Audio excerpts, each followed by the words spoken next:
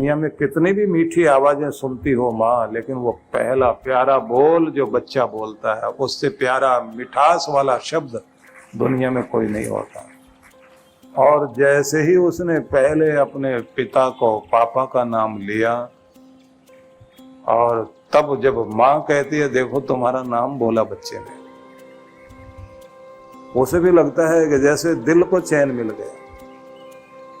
वो जितने प्यार से उसने पहले पुकारा था, उसके बाद उतने प्यार से पुकारना भूल जाता है। और आदमी एक पुकार में इतना पागल हो जाता है, मेरा बच्चा आ गया, मेरा अपना खून, मेरा नाम रोशन करने वाला आ गया। वो बड़े भावना में आ जाते हैं हम लोग। मेरी जिम्मेदारियां यही उठाएगा, कोई कुछ नहीं करता, बल्कि आपको ही ढोना पड़ता है सबको।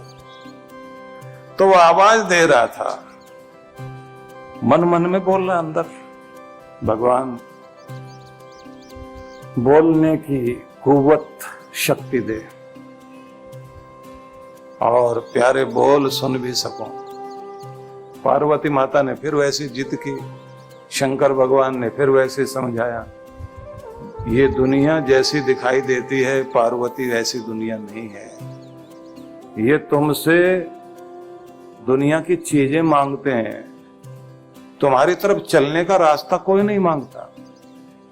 इनके पास सबके लिए वक्त है, तुम्हारे लिए किसी के पास कोई वक्त नहीं है। इन लोगों को तुम समझ नहीं पा रहे, और जैसे इनकी बुद्धि है वैसा ही इनको वक्त के साथ शिक्षा मिलेगी, चोट लगती जाएगी, अक्ल आती जाएगी। विधाता के विधान को चलने दो, इसको बिगड़ने मत दो।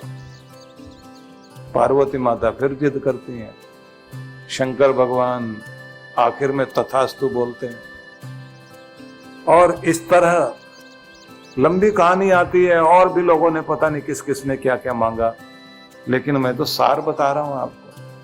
उस सार में आप ये समझिए कि कुछ सालों के बाद पार्वती, शिव भगवान फिर उसी गांव से होकर जा रहे थे।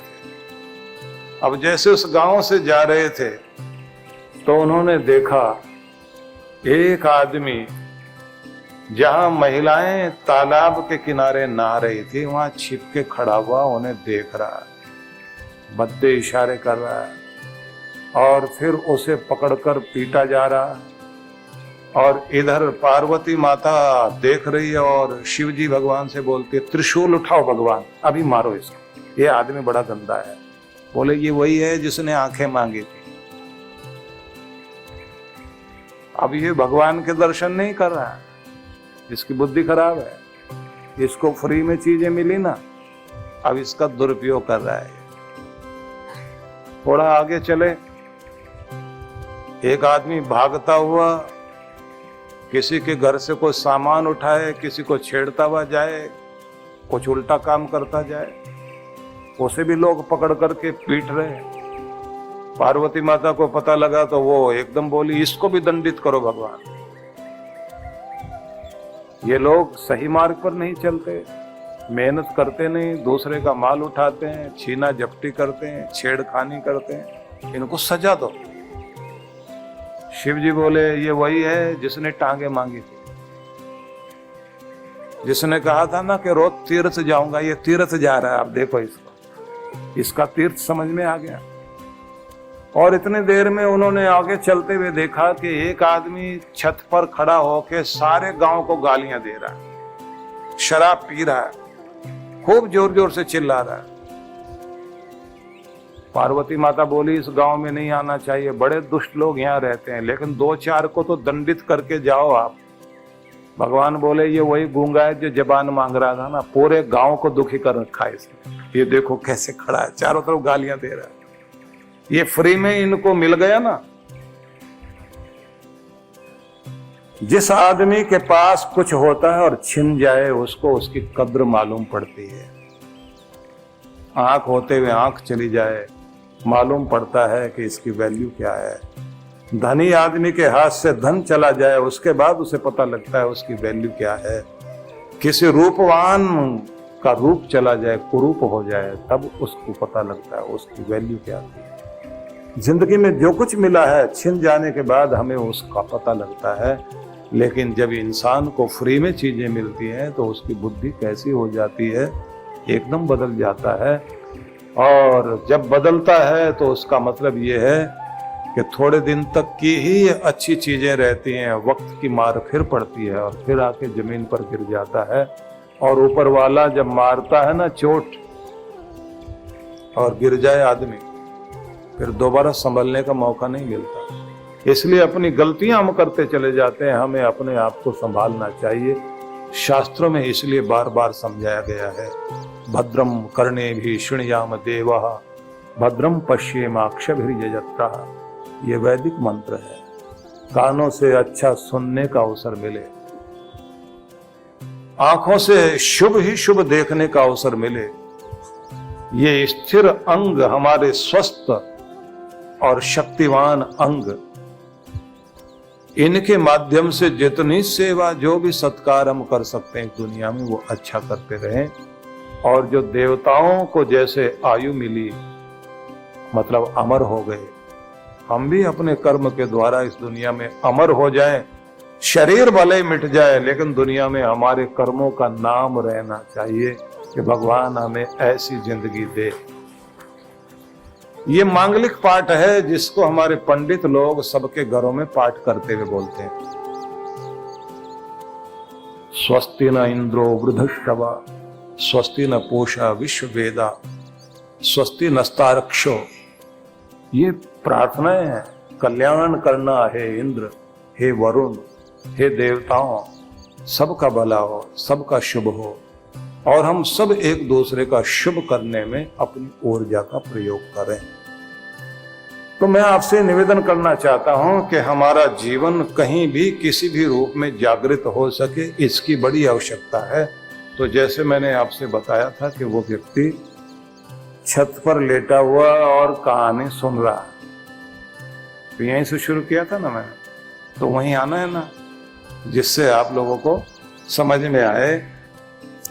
तो जैसे उसने पांव दबाने शुरू किए और इधर इन्होंने कहा कि कहानी सुनाओ, तो ये कहते हैं कहानी सुनाऊंगा लेकिन पूरी सुन लेना, लेकिन सुनने के बाद ही आप सोना, पहले नहीं।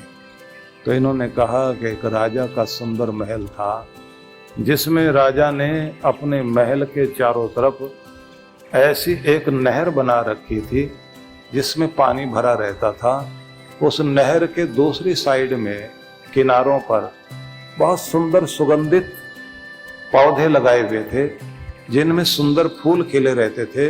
दूर दूर तक एक जंगल था, जिसमें से सरसराती हुई हवा सुगंधित होकर और उस पानी से छूकर झरोके से राजा के महल में प्रवेश करती थी। और राजा का सुंदर वो भवन जिसमें वो सोता था, गर्मियों के दिनों के लिए अलग होता था, सर्दियों के दिनों के लिए अलग होता था।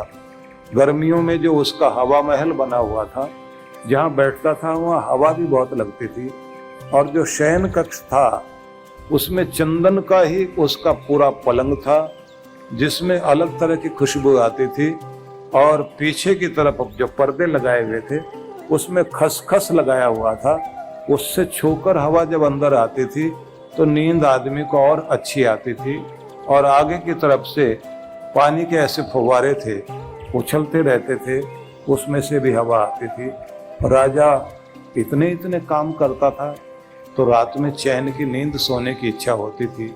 उसके बिस्तर को लगाने का काम करने के लिए तरह तरह की नौकरानियां, प्रतिहारी, बांदियां होती थी, और फिर मंगल ध्वनि करने वाले लोग भी होते थे। राजा का बिस्तर, उसकी सेज तैयार की जा रही थी, और जिस बांदी को काम दिया गया उसने बड़े सुंदर ऐसी कहानियां सुनाई जाती थी, और वो बीच बीच में हूं करते रहते थे।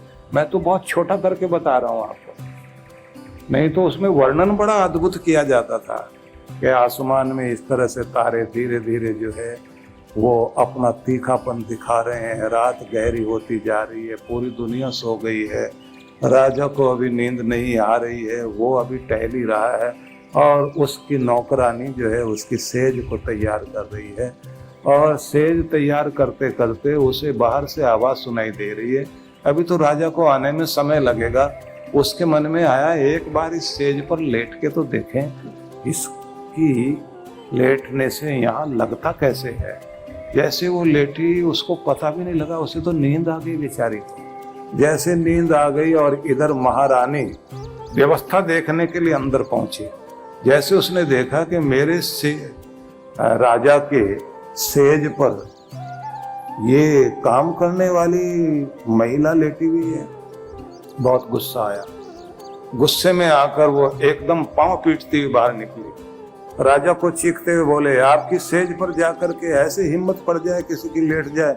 और उसके बाद उसने कहा, इसको हंटर मार मार के जो है सजा दी जाए।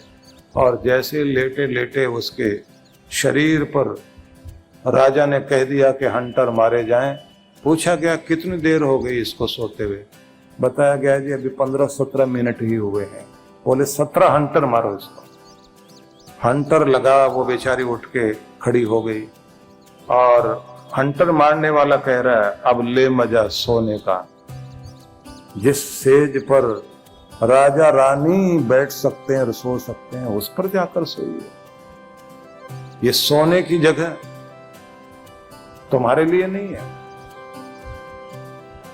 ये प्रजा का पालक सोएगा इस पर, जिसके जिम्मे पूरे देश की सुरक्षा की जिम्मेदारी है, वो सोएगा यहाँ। ऐसे कहते कहते हंटर लगाए गए। हंटर जैसे मारे जाएं तो दर्द तो बहुत हो, लेकिन दर्द के साथ वो उफ भी करे और हंसे भी सही। हंटर लगता है और कोई हंसने लग जाए तो राजा आकर बीच में रोकता और कहता, रुको, हंस क्यों रहे हो? दर्द नहीं होता? तुम्हारे तो शरीर के कपड़े भी हंटर के साथ फट गए और खून रिस रहा है। उसने कहा, जी मैं तो यहाँ थोड़ी देर सोई इस सेज पर, सोने से इतने हंटर लग गए।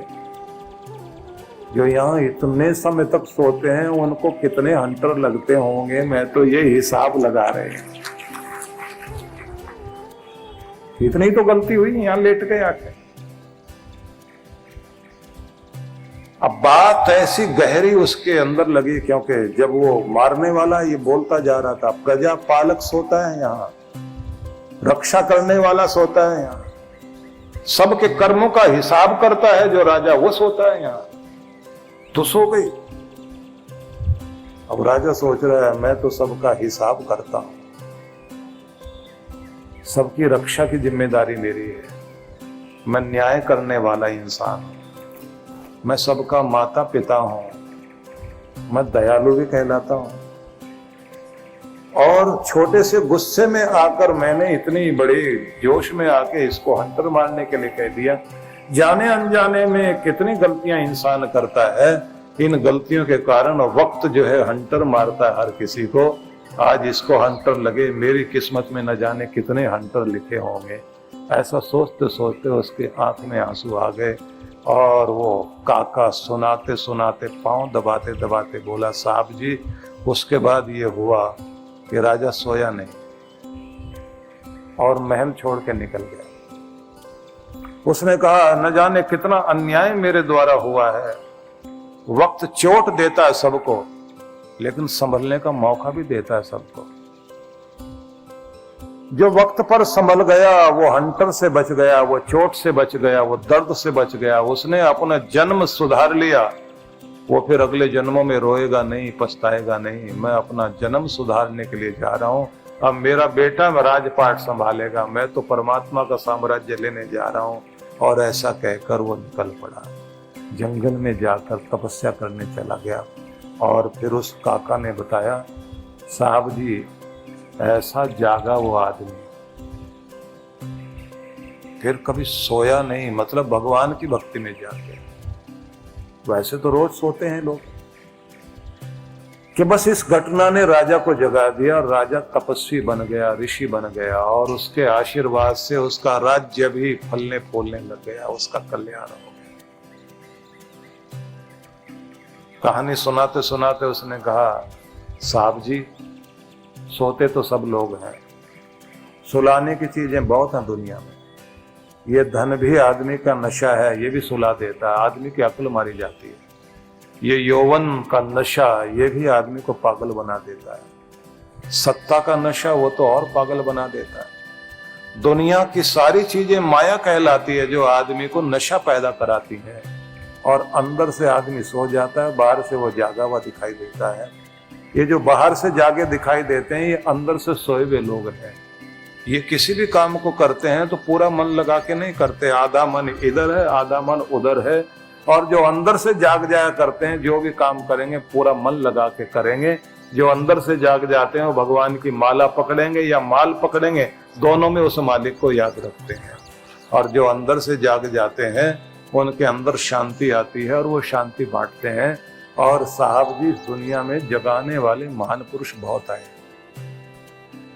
जगाने वाले आते रहे, अवतार आते रहे, संत आते रहे, ऋषि आते रहे, मुनि आते रहे, ज्ञानी आते रहे, ध्यानी आते रहे, सिद्ध लोग आते रहे। सबका काम एक ही था, लोगों को जगाते रहे। लेकिन ये दुनिया है सोई पड़ी है, सोई पड़ी है, सोई पड़ी है, सोई पड़ी है।